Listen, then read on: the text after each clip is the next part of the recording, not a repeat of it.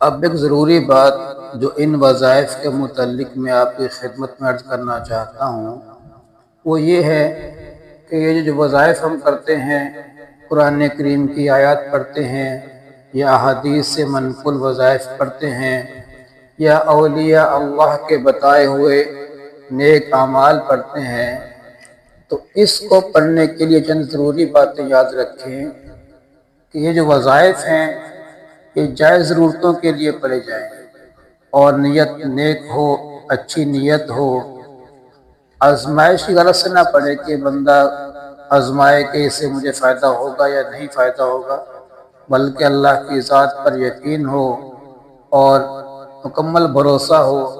اللہ کا کلام ہے، احادیث سے ثابت مصنون اعمال ہے۔ اس کے علاوہ اس وظائف کے اثر کرنے کے لیے یہ بھی شرط ہے کہ انسان 5 وقت کی نماز پابندی سے ادا کرے۔ ظاہر سی بات ہے جب اللہ تعالیٰ سے تعلق مضبوط ہوگا تو اس کی بات میں پھر اثر بھی ہوگا۔ اگر ہم نماز کی پابندی نہیں کریں گے تو ہماری بات میں، ہماری زبان میں وہ تاثیر نہیں ہوگی۔ اس کے ساتھ ساتھ نوافل کا بھی اہتمام کریں، فرائض نمازوں کے اہتمام کے ساتھ ساتھ ہم نوافل پڑھنے والے بھی بن جائیں، اللہ سے ہمارا قرب بڑھ جائے اور باوضو ہو کر ان وظائف کو پڑھیں، لکھتے ہوئے بھی لکھنے والا باوضو ہو، اور جب ہم ان وظائف کو پڑھیں تو مکمل توجہ کے ساتھ، مکمل دھیان کے ساتھ اور یکسوئی کے ساتھ پڑھیں اور باوضو حالت کے اندر ہم ان کو پڑھیں۔ اس کے ساتھ حلال کمائی کا اہتمام ہو، حلال روزگار کا اہتمام ہو، کیونکہ حلال کھانے پینے سے ہی ان وظائف کے اندر تاثیر ہوتی ہے۔ جب ہم حرام کمائی کھائیں گے، حرام اعمال کریں گے تو پھر ان وظائف کا کوئی فائدہ نہیں ہوگا اور یہ وظائف بے اثر ہوں گے۔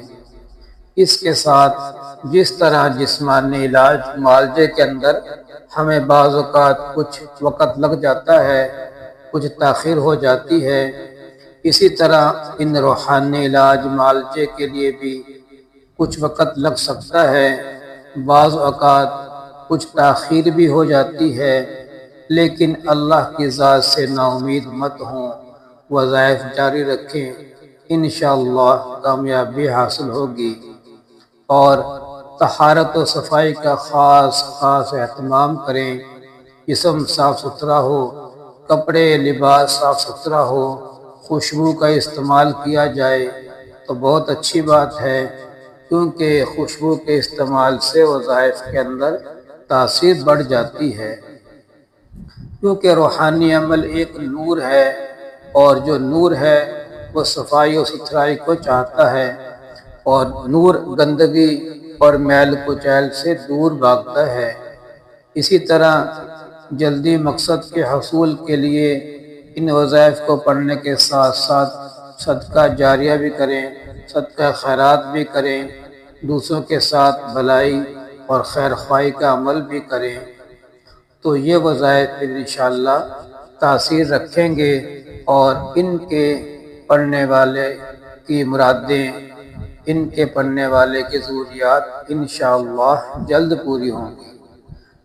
تو آج ہم آپ کو بتاتے ہیں کہ روزی کی کشادگی کے لیے، کہ جس کی روزی تنگ ہو اور یا بے روزگار ہو تو اس کے حل کے لیے قرآن پاک کی آیت کا حصہ ہے حسبنا اللہ ونعم الوکیل۔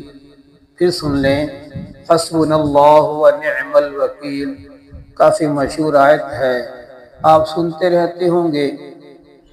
اس آیت کو روزانہ 339 مرتبہ، روزانہ 339 مرتبہ پڑھا جائے، توجہ کے ساتھ، اہتمام کے ساتھ اور یقین کی کیفیت کے ساتھ، تو انشاءاللہ روزی وسیع ہوگی، روزی کے اندر کشادگی ہوگی، رزق بڑھے گا، اور اگر بے روزگار ہے تو اس کے پڑھنے سے انشاءاللہ اسے روزگار نصیب ہو جائے گا۔ اس کے علاوہ ایک اور وظیفہ آپ کی خدمت میں عرض کرتا ہوں کہ جو حضرات بے روزگار ہیں، جو حضرات بے روزگار ہیں اور چاہتے ہیں کہ انہیں کوئی اچھا روزگار ملے، تو روزانہ عشاء کی نماز کے بعد اللہ رب العزت کا بہت پیارا نام ہے یا وہاب۔ کیا نام ہے؟ یا وہاب۔ اللہ کا نام تو الوہاب ہے۔ اب ہم جب اسے پڑھیں گے تو ہم یا وہاب پڑھیں گے، تو اس وظیفے کو اللہ تعالیٰ کے اس اسم کو 414 مرتبہ عشاء کی نماز کے بعد انشاءاللہ پڑھے تو روزگار جلدی مل جائے گا۔ اس کے ساتھ ساتھ ایک اور دعا ہے، وہ بھی سن لیں۔ اس کو بھی اگر 112 مرتبہ پڑھیں گے خوشی خضوع کے ساتھ اور پھر دعا مانگے تو انشاءاللہ روزگار نصیب ہوگا۔ وہ دعا یہ ہے، یا وہاب حب لی من نعمت الدنیا والآخرہ انک انت الوہاب۔ پھر سن لیں، یا وہاب حب لی من نعمت الدنیا والآخرہ انک انت الوہاب۔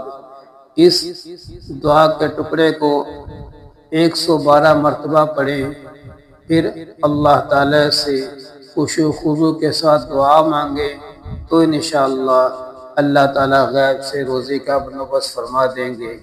اللہ تعالیٰ ہم سب کو عمل کرنے کی توفیق عطا فرمائے۔